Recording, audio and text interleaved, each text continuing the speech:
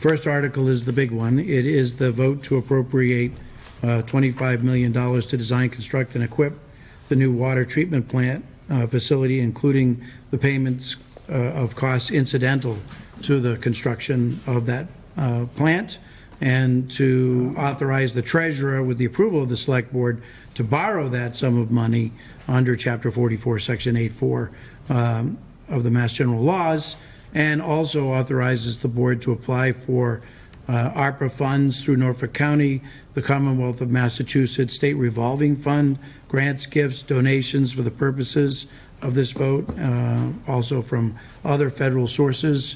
We'd like to get an earmark if we could do that, and it also allows the board then to spend it appropriately for this article, and then hopefully to reduce the borrowing by any amount of funds that we receive in anticipation of construction. Second article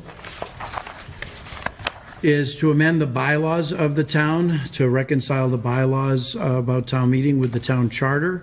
It would change the bylaw, which is 115-1, from assigning the first Monday in June to a date selected by the select board and in the last quarter of the fiscal year, on both a date and a time that the select board so selects. The third article comes to us from the King Philip Regional School District School Committee.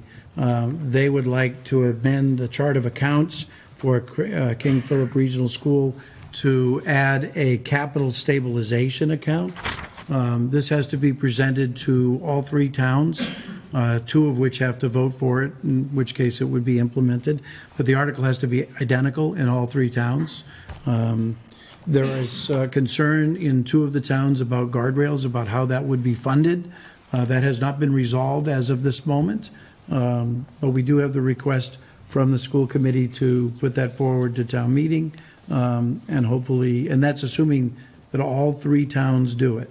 They have to put it forward in same format. Possible article number 4 are 2 requests to the Community Preservation Committee for funding for design and construction of a water line to the Plainville Athletic League. That's on Everett Skinner Road, for those who don't know. We're not quite sure on the pricing as yet. This would have to go, both requests would have to go before the Community Preservation Committee for their approval. They would have to pass in order to be enacted or acted on at town meeting. The second request is for new windows and I think a door, but not sure, for the James Humphrey House. The fifth article is a bit of a disappointment for me. Federal government administers ARPA. They finally grudgingly approved Massachusetts procurement law, which was 30B and Chapter 149, but they've now decided that they don't like the way green communities articles are procured. So they're saying either I have to go back and procure it under federal law, which is really difficult, or we have to find another source of funding. Now, several other towns are caught in the same conundrum. We're fighting it. It went from a definite no to we're studying it. But I need to have an article in the warrant in case we need to figure out an alternative source of funds.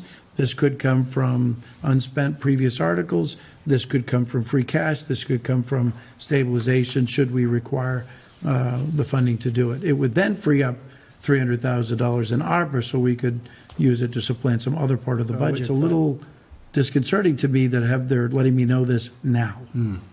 So we will need to come up with money to get this done. Otherwise, we have a serious problem in the library now with the air conditioning and secondarily the heating. The heating is not as bad, but it will be.